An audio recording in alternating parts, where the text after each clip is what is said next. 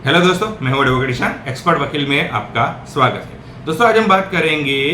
कि कैश के बारे में, क्योंकि हमारे रोज बरोज की लाइफ में, डेली लाइफ में कैश बहुत इंपॉर्टेंट होता है। ज्यादातर हम कुछ ना कुछ जो खर्चा करते हैं वो कैश से करते हैं। तो आज हम ये जानेंगे कि आरबीआई की गाइडलाइन के मुताबिक और इनकम टैक्स एक्ट के मुताबिक हम लोग घर में कितना कैश रख सकते हैं,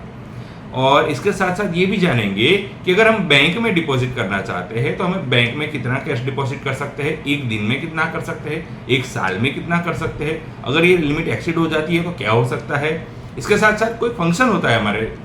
जीवन में या हमारे घर में कि मैरिज फंक्शन है, तो उसमें हम कितना कैश खर्च सकते हैं, उस वक्त हम कैश कितना रख सकते हैं, वो भी हम जानेंगे। और इसके साथ साथ प्रॉपर्टी अगर हम बाय करते हैं तो हम कैश से कितना प्रॉपर्टी बाय कर सकते हैं और जो बाकी के तरीके से कैसे बाय कर सकते हैं, यानी कि कैश हम कितना रख सकते हैं और अगर कुछ लिमिट है तो क्या है, और लिमिट अगर क्रॉस हो जाती है तो क्या हो सकता है। ये सारी डिटेल आज हम इस वीडियो में जानेंगे, तो वीडियो को अंत तक जरूर देखिएगा ताकि आपको इन्फॉर्मेशन पूरी मिल सके। और अगर आपने अभी तक हमारे चैनल को सब्सक्राइब नहीं किया तो अभी सब्सक्राइब कर लीजिए और साथ ही में बेल आइकन भी दबा दीजिए ताकि ऐसे लीगल टिप्स आपको लगातार मिलती रहे। तो चलिए शुरू करते हैं।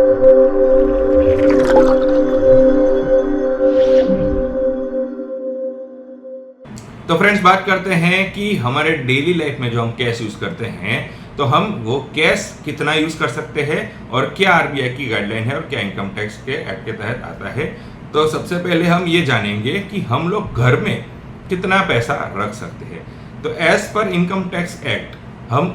चाहे उतना घर में कैश रख सकते हैं, इसकी कोई लिमिट नहीं है। देखिए, आप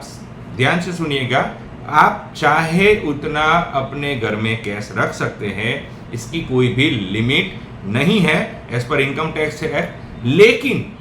आपके पास जस्टिफिकेशन और आपके पास ये प्रूफ होना चाहिए कि ये पैसा आपके पास आया कहां से, यानी कि आपके पास पूरा बाइफरकेशन, पूरा ब्यौरा होना चाहिए कि आपके पास ये पैसा किस सोर्स से आया है और आपने आईटीआर में ये मेंशन किया होना चाहिए। यानी कि अगर आपके पास करोड़ रुपए पड़े हैं लेकिन आपके पास पाई का हिसाब है कि ये पैसा यहां से आया, ये पैसा यहां से आया, तो आप रख सकते हैं। और उसके ऊपर आपने जो भी इनकम के ऊपर आपने इनकम टैक्स भी पे किया हो तो आप घर पे करोड़ रुपए भी रख सकते हैं। लेकिन शर्त यही है कि आपके पास पूरा ब्यौरा होना चाहिए, पूरा जस्टिफिकेशन होना चाहिए कि ये इस सोर्स से आया है और इसके ऊपर जो भी बनता है इनकम टैक्स पे करना तो आपने किया हुआ है। तो पहला ये है कि आप कैश कितना भी रख सकते हैं, लेकिन आपके पास प्रूफ होना चाहिए कि ये कैश अमाउंट कहाँ से आई है और इसके ऊपर इनकम टैक्स अगर पे करना आता है तो आपने किया है या नहीं, और आईटीआर में इसको मेंशन किया है या फिर। दूसरे पॉइंट के बारे में बात करें तो प्रॉपर्टी के बारे में, कि जब आप प्रॉपर्टी खरीदते हैं उस वक्त आप कितना कैश यूज कर सकते हैं और कितना बैंक से ट्रांजेक्शन आपको करना पड़ेगा। तो देखिए, हम सभी को ये पता है कि गवर्नमेंट की जो रजिस्ट्री है उसके मुताबिक आपको स्टैम्प ड्यूटी पे करना है, उसके रेट से ही प्रॉपर्टी बाय करनी होती है। लेकिन सभी को पता है कि प्रॉपर्टी बाय मार्केट वैल्यू से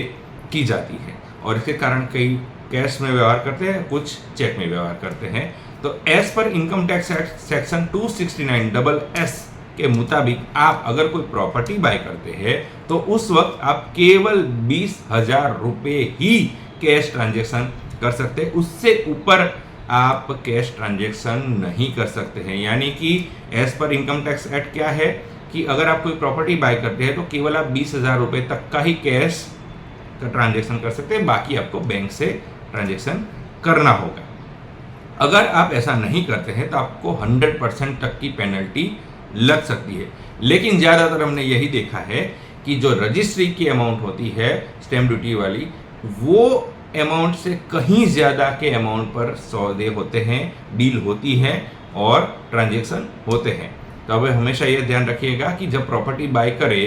तो कम से कम, यानी कि ये जो सेक्शन है 20,000 रुपये का ही कैश ट्रांजैक्शन करें और बाकी का है जो आप बैंक से ही ट्रांजैक्शन करना अनिवार्य है, अदरवाइज आपके ऊपर पेनल्टी लग सकती है। अब आते हैं तीसरे पॉइंट के बारे में, जो कि बैंक में डिपॉजिट के बारे में है कि आप बैंक में एक दिन के अंदर कितना कैश जमा करा सकते हैं और एक साल में कितना कैश जमा करा सकते हैं, क्या ट्रांजेक्शन कर सकते हैं। तो आपके पास अगर आपका सेविंग अकाउंट है तो आप साल में 10 लाख रुपए तक डिपॉजिट करा सकते हैं। और अगर आप 10 लाख से ऊपर की अमाउंट आप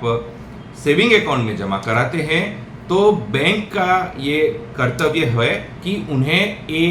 एनुअल इंफॉर्मेशन रिपोर्ट जो इनकम टैक्स को देना होता है, तो आपके बैंक अकाउंट की डिटेल वहां देनी होती है कि एक साल में सेविंग अकाउंट में 10 लाख से ज्यादा का ट्रांजेक्शन किया गया है।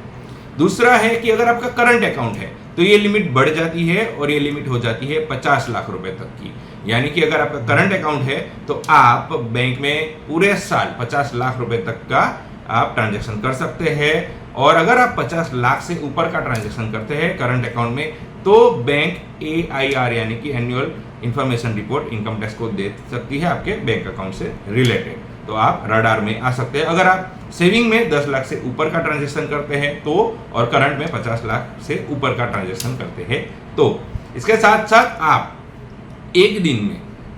ज्यादा से ज्यादा 50,000 रुपए ही डिपॉजिट कर सकते हैं। अगर आप उससे ज्यादा कैश डिपॉजिट करना चाहेंगे तो कर तो सकते हैं, लेकिन आपको पैन कार्ड देना मैंडेटरी है, यानी कि आपको पैन कार्ड देना होगा। तो अगर आप एक दिन में 50,000 रुपए तक के अंदर की अमाउंट आप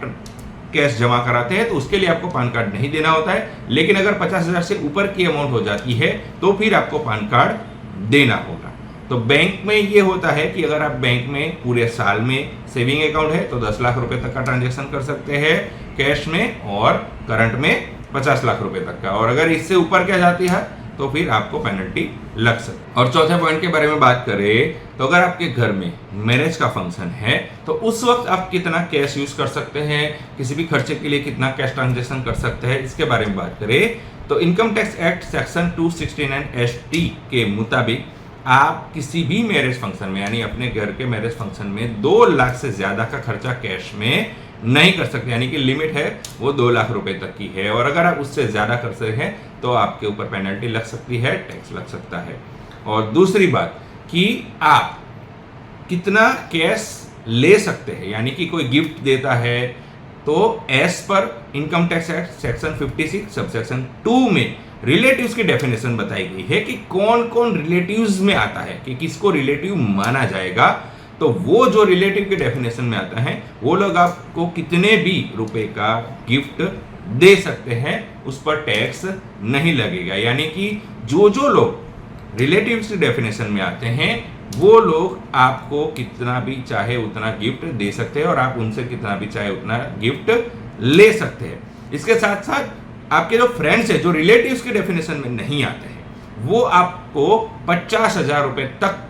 दे सकते हैं या फिर 50,000 रुपए तक का गिफ्ट दे सकते हैं, उसमें भी कोई बाध्य नहीं है, कोई टैक्स नहीं लगता है। लेकिन अगर कोई फ्रेंड है वो 50,000 रुपए से ऊपर की गिफ्ट देता है या उससे अधिक का कैश देता है तो ये टैक्सेबल में आ जाता है।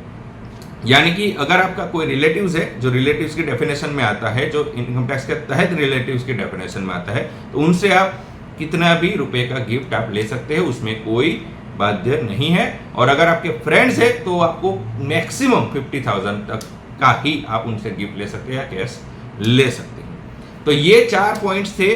कि अगर आपके घर में आप कितना कैश रख सकते हो, दूसरा है कि बैंक में आप कितना कैश ट्रांजैक्शन कर सकते थे, तीसरा है कि प्रॉपर्टी खरीदते वक्त आपको कितना कैश कर सकते हैं और कितना बैंक से या चेक से करना पड़ेगा, और चौथा है कि अगर आपके पास घर में मैरिज फंक्शन है उसमें आप कितना खर्चा कैश से कर सकते हो। तो दोस्तों ये थी इंफॉर्मेशन कि अगर हमारे घर में कैश रखने की बात आती है या कैश रिलेटेड ट्रांजैक्शन है तो हम किस सिचुएशन में कितना हम अमाउंट टैक्स कैश कर सकते हैं और कितना कैश ट्रांजैक्शन करने पर कोई दिक्कत नहीं आएगी। तो दोस्तों कैसी लगी इन्फॉर्मेशन ज़रूर बताइएगा। दोस्तों अगर आपको वीडियो अच्छा लगा है तो इसे लाइक कीजिए, शेयर कीजिए। आपका कोई भी सवाल हो तो आप हमारे बताए गए नंबर पर व्हाट्सअप कर सकते हैं और वहाँ अपॉइंटमेंट बुक करके आप उसका हल के लिए आप क्वेश्चन आंसर कर सकते हैं। दोस्तों अगर आपने अभी तक हमारे चैनल को सब्सक्राइब नहीं किया तो अभी सब्सक्राइब कर लीजिए और साथ ही में बेल आइकन भी दबा दीजिए ताकि आपको ऐसे ही लीगल नॉलेज, लीगल वीडियो आपको लगातार मिलते रहे। इसके साथ साथ हमारे सोशल मीडिया अकाउंट पर भी आप जुड़ सकते हैं, वहाँ पर भी अच्छी इन्फॉर्मेशन हम शेयर करते हैं।